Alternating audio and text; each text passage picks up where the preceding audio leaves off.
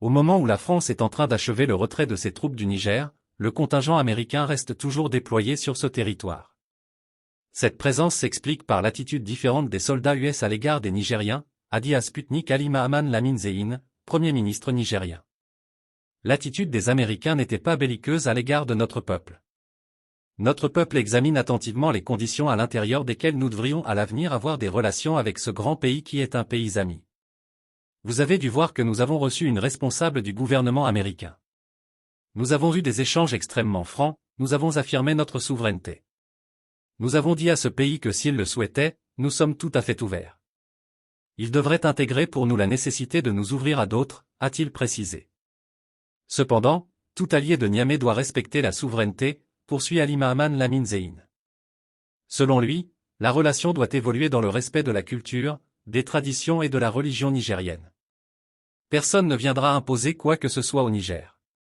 Les Nigériens ne pourront plus accepter cela.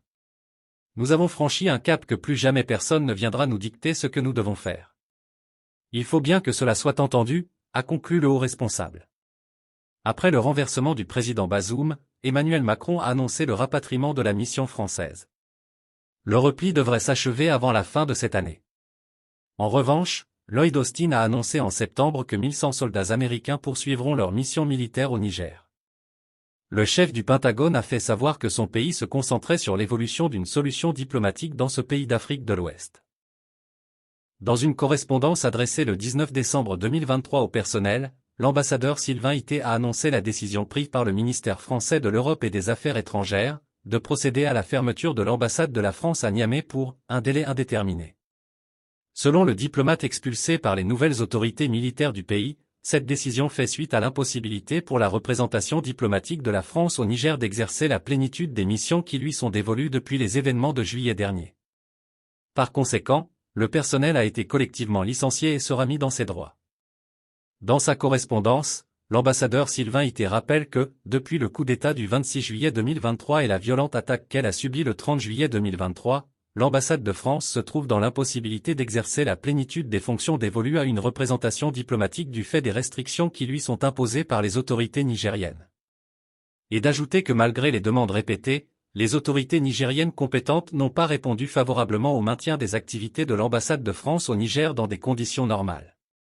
C'est pourquoi, ajoute la même source que, le ministère de l'Europe et des Affaires étrangères de la République française est contraint à regret de procéder à la fermeture de l'ambassade pour un délai indéterminé.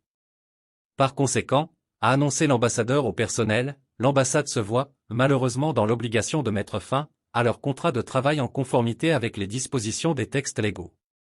Dans la lettre, l'ambassadeur rappelle que l'inspecteur du travail n'a pas répondu favorablement à l'invitation qui lui a été faite pour une réunion préparatoire le 16 septembre dernier.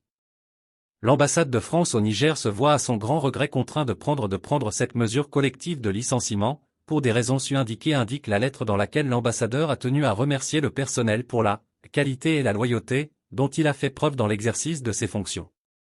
Cette décision n'est pas surprenante au regard des tensions diplomatiques qui n'ont cessé de s'exacerber entre Niamey et Paris depuis les événements du 26 juillet dernier avec la prise du pouvoir par les militaires du CNSP qui ont renversé le régime de Bazoum Mohamed.